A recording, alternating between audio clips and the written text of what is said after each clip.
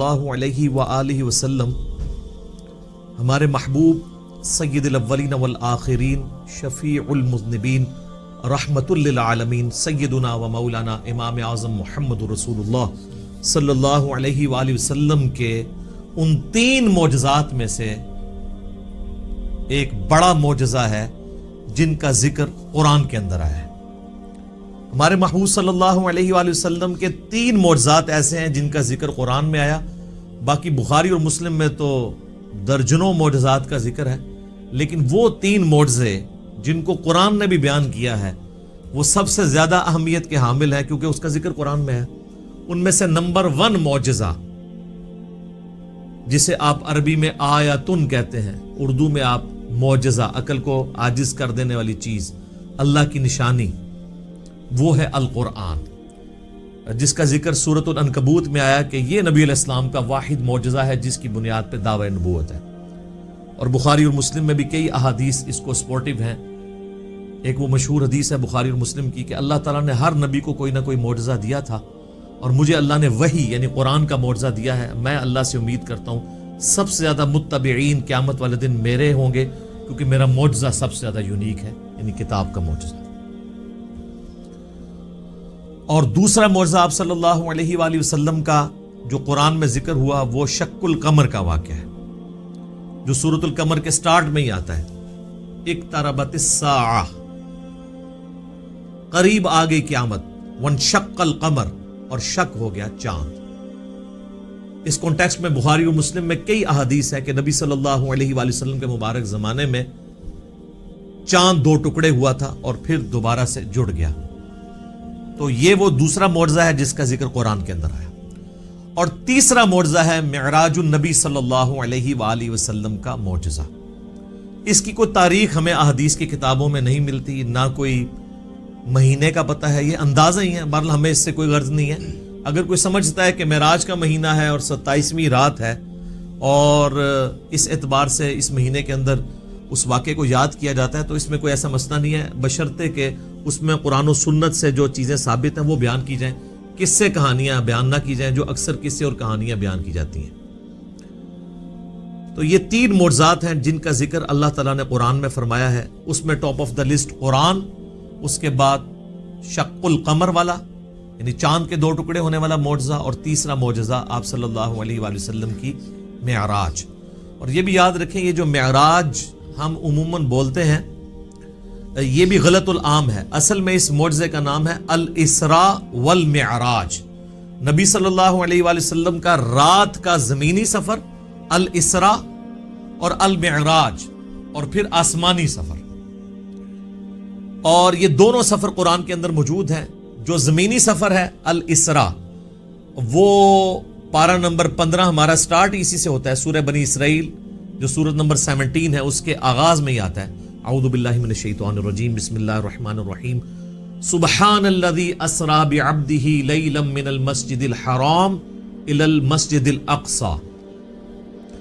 پاک ہے وہ ذات جو اپنے بندے کو لے گئی راتوں رات مسجد حرام سے مسجد اقصی، ایک دور کی مسجد تک، جس کے ارد گرد برکتیں رکھی ہیں تاکہ ہم اپنے اس بندے خاص کو اپنی قدرت کی نشانیاں دکھائیں۔ الاسراء رات کا سفر، بیت اللہ سے لے کر مسجد ایلیا، یروشلم، بیت المقدس، یہ تینوں نام ایک ہی مسجد کے لیے، اور بعد میں وہاں پہ مسجد بھی بن گئی حضرت عمر کے دور میں، اس کا نام پھر مسجد اقصی رکھا گیا۔ قرآن جب نازل ہوا تھا وہاں اقصی لغت کے معنوں میں آیا تھا ایک دور کی مسجد، مسجد اقصی بعد میں بنائی گئی ہے، پہلے وہ بیت المقدس یا ایلیا یا یروشلم کہلاتا تھا۔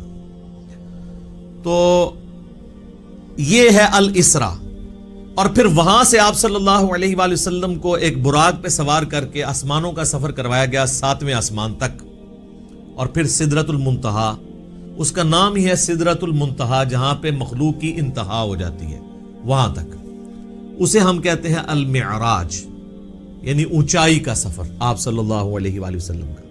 اور اس کا ذکر جو ہے وہ سورۃ النجم، سورت نمبر 53 میں آیا ہے، جس میں وہ مشہور آیت بھی آتی ہے فَكَانَ قَابَ قَوْسَيْنِ أَوْ أَدْنَىٰ، جس کے اوپر انشاءاللہ میں ڈسکشن بھی کر دوں گا۔ یہ یاد رکھیے گا میرے بھائیو، الاسراء والمعراج یہ پیورلی آپ صلی اللہ علیہ وآلہ وسلم کا جسمانی پلس روحانی سفر ہے. یہ کوئی خواب کا واقعہ نہیں ہے, کوئی روحانی ایکسپیرینس نہیں ہے. اگر یہ خواب کا واقعہ ہوتا تو کفار مکہ کو بھی ماننے میں آر نہ ہوتی. خواب میں تو بہت کچھ انسان دیکھ لیتا ہے. تو یہ جسمانی پلس روحانی ایکسپیرینس ہے. اور اس کے ساتھ یہ بھی یاد رکھنا ہے کہ اس کا موڈ برزخی ہے, یعنی اس کو اس دن کوئی دیکھ کے ابزرو نہیں کر سکتا تھا, الا یہ کہ اللہ نے کوئی ایک خاص منظر کسی کو دکھا دیا ہو, وہ الگ بات. ورنہ یروشلم میں آلموسٹ 1 لاکھ کے قریب انبیاء جمع ہوئے. صحیح مسلم میں آتا ہے, یہاں تک کہ آپ صلی اللہ علیہ وآلہ وسلم نے فرمایا کہ مجھے جبرائیل علیہ السلام نے تمام نبیوں کا امام بھی وہاں پر بنایا. میرے بھائی, ہمارے شہر میں 1 لاکھ بندہ جمع ہو جائے رات کے وقت تو تھرتھلی پڑ جائے گی. اور اس زمانے کے اندر لیکن کسی نے وہ منظر دیکھا نہیں ہے, وہ ان سین بیریئر تھا. اور بیسیکلی یہ اس لیے کروایا گیا, جو سورہ آل عمران میں آیا تھا نا کہ اللہ تعالیٰ نے انبیاء کی ارواح سے عہد لیا تھا کہ اگر میں تمہیں حکمت دوں, نبوت دوں, اور پھر میرا کوئی پیغمبر تم میں آ جائے تو تم نے اس پیغمبر کی تصدیق کرنی ہے, جس طرح کہ یحییٰ علیہ السلام نے حضرت عیسیٰ علیہ السلام کی. اور نبی صلی اللہ علیہ وآلہ وسلم کی تصدیق تو سب انبیاء نے کرنی تھی, تو وہ اللہ تعالیٰ نے فزیکلی انبیاء کرام کو جو ہے وہ برزخی طور پہ وہاں پہ جمع کر کے اور آپ صلی اللہ علیہ وآلہ وسلم کے پیچھے نماز پڑھوا کے آپ کی امامت کا اعلان کروایا کہ آپ امام الانبیاء ہیں صلی اللہ علیہ وآلہ وسلم, تاکہ سورہ آل عمران کا وہ والا وعدہ پورا ہو. اور بڑا سٹرکٹ وعدہ ہے, اس میں یہاں تک الفاظ ہیں کہ مجھ سے یہ عہد کرو کہ جب میرے پیغمبر آئیں گے تم ان پر ایمان بھی لاؤ گے, ان کی مدد بھی کرو گے, اور میرے ساتھ یہ بھاری ذمہ اٹھاؤ, میں بھی تمہارے ساتھ گواہوں میں شامل ہوتا ہوں, اور اب بھی اگر کسی نے اس عہد کو توڑا تو وہ فاسقوں میں شمار ہوگا. یہ اتنے سخت الفاظ انبیاء کرام علیہ السلام کے بارے میں اللہ تعالیٰ نے ارشاد فرمائے. تو یہ برزخی اس کا موڈ تھا. اب اگر کسی کو شوق ہے کہ جی میں یہ سارا واقعہ ایک ایک احادیث کے انٹرنیشنل نمبرز کے ساتھ دیکھنا چاہتا ہوں, خود سننا چاہتا ہوں, پڑھنا چاہتا ہوں, تو سننے کی حد تک تو ہم نے الحمدللہ اکتوبر 2015 میں, یہ آج مارچ 2020 چل رہی ہے, اکتوبر 2015 میں آلموسٹ سمجھ لیں 4.5 سال پہلے ڈیٹیل 3 لیکچر, مسئلہ نمبر 126 ABC, 3 نشستوں میں آلموسٹ 4.5 گھنٹے کی گفتگو ویڈیو میں ریکارڈ کروا دی ہے. ایک ایک حدیث کا میں نے انٹرنیشنل نمبر بھی بتایا, تو وہ آپ دیکھیں, ہم اس ویڈیو کے نیچے بھی اس کے ڈسکرپشن میں لنک لگا دیں گے. اور اس سے بھی بہتر یہ ہے کہ مرنے سے پہلے اے مسلمان کر لے اس پہ غور, کتابوں کا خدا اور ہے, بابوں کا خدا اور, کتابوں کا دین اور ہے, بابوں کا دین اور, کتابوں کی معراج اور ہے, بابوں کی معراج اور. کتابیں خود کھول کے پڑھیں, وہ میں آپ کو حوالہ دے دیتا ہوں. صحیح بخاری میں انٹرنیشنل نمبر ہے 3887, ڈیٹیلڈ حدیث ہے پوری واقعہ معراج کی, جس میں الاسراء زمینی سفر بھی ہے, آسمانی سفر, ہر آسمان پہ کس کس پیغمبر سے ملاقات ہوئی, 5 نمازیں دی گئیں, یہ ساری کی ساری 50 سے 5 ہوئی, حضرت موسیٰ علیہ السلام کے ساتھ ملاقاتیں ہوئی, یہ پوری صحیح بخاری میں انٹرنیشنل نمبر ہے 3887. اور سر صحیح مسلم 37 حدیث کنزیکٹیو ہیں, شروع میں پہلی جلد کے اندر انٹرنیشنل نمبر کے مطابق 411 سے لے کر 447, 411 سے 447 صرف واقعہ معراج کے اوپر ہے, الاسراء والمعراج. اچھا وہاں پہ بھی آپ کو ہیڈنگ مل جائے گی, الاسراء والمعراج, رات کا سفر اور آسمانوں کا سفر. اور مشکات میں اگر آپ نے پڑھنا ہے تو تیسری جلد میں آپ کو 5862 سے 5867 تک مسلسل 6 احادیث اس حوالے سے مل جائیں گی جو واقعہ معراج سے ریلیٹڈ ہے, لیکن ظاہر ہے کہ کچھ سکپ بھی ہوئی ہیں, تو وہ آپ صحیح مسلم کا وہ چیپٹر پڑھ لیں 411 سے 447 تک.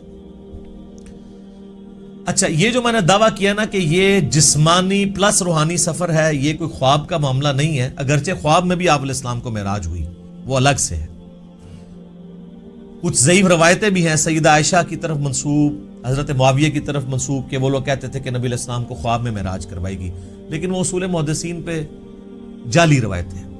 صحیح بخاری کے اندر اوپر تلے 3 طرق سکیٹرڈ فارم میں, اوپر تلے تو نہیں ہے, 3 طرق آئے ہیں. انٹرنیشنل نمبر کے مطابق 6613, 4716, 3888, جس میں ابن عباس کا قول ہے، سورہ بنی اسرائیل کی آیت نمبر 60 میں آتا ہے نا کہ ہم نے نبی صلی اللہ علیہ وآلہ وسلم کو جو منظر دکھایا تھا. اب وہاں پہ جو رؤیا کا لفظ استعمال ہوا ہے نا، وہ کہتے ہیں خواب کے لیے استعمال ہوتا ہے، حالانکہ عربی میں رؤیا آنکھوں سے دیکھنے والے منظر کے لیے بھی یہ لفظ استعمال ہوتا ہے. بال ابن عباس کا قول امام بخاری اسی آیت کو ہیڈنگ بنا کے لے کے آئے ہیں، سورہ بنی اسرائیل آیت نمبر 60 کے. اور ابن عباس کہا کرتے تھے کہ نبی صلی اللہ علیہ وآلہ وسلم کو جو یہ منظر دکھایا گیا جو کافروں کے لیے فتنہ بن گیا، قرآن کی آیت ہے. فتنہ کیوں بنا؟ میرے بھائی اگر خواب کا منظر ہوتا تو خواب کیوں کافروں کے لیے فتنہ بنتا؟ وہ تو مان لیتے ہیں کہ خواب میں تو کچھ بھی ہو سکتا ہے، فتنہ بنے اس لیے کہ وہ فزیکل کلیم تھا. تو ابن عباس کا قول ہے صحیح بخاری میں کہ یہ منظر جو دکھایا گیا یہ نبی صلی اللہ علیہ وآلہ وسلم نے اپنی جسم کی آنکھوں سے دیکھا تھا، دل کی آنکھوں سے نہیں. دل کی آنکھوں سے مراد ہوتا ہے خواب میں، اور جسم کی آنکھوں سے مراد فزیکلی یہ دیکھنا ہے. میرے بھائیو، الاسراء والمعراج میں آپ صلی اللہ علیہ وآلہ وسلم کو کئی ایک مناظر دکھائے گئے، جو سورہ بنی اسرائیل کی آیت نمبر 7 جو آیت نمبر سٹارٹ میں 1 ہے، سورت نمبر 17، لِنُرِيَهُ مِنْ آیاتنا، تاکہ ہم اپنے بندے کو اپنی نشانیوں میں سے نشانیاں دکھائیں. وہ نشانیاں کون سی تھیں؟ ان پہ میں بولوں تو میرے بھائی تقریباً 3-4 گھنٹے اور لگ جائیں گے. میں آپ کو موٹی موٹی باتیں بتا دیتا ہوں جو بخاری اور مسلم میں آئی ہیں کہ آپ علیہ السلام کو کیا کچھ دکھایا گیا.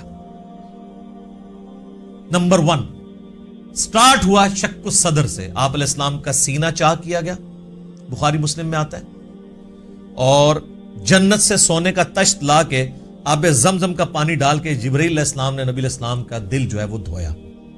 نمبر 2 آپ صلی اللہ علیہ وآلہ وسلم کو، چونکہ آپ مکے میں تھے، ابھی مدینہ آپ نے جانا تھا، راستے میں ایک شہر میں اتارا گیا اور جبرائیل نے کہا کہ یہ طیبہ ہے، مدینہ، جو آپ کا مسکن عنقریب بننے والا ہے ہجرت کے بعد.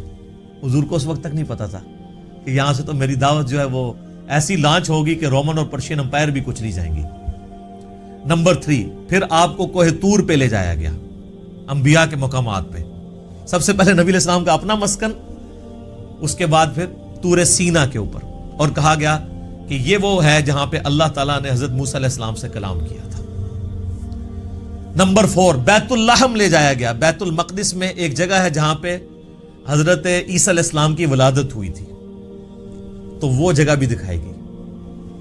لہٰذا اس سے امام نے تیمیہ کے اس عقیدے کا رد ہوا کہ انبیاء کی جو بیٹھنے کی جگہ ہیں ان کا وزٹ کرنا یہ نعوذ باللہ کوئی بدعت ہے. نبی علیہ السلام کو تو خود کروائی جا رہی ہے یہ ساری چیزیں، الحمدللہ.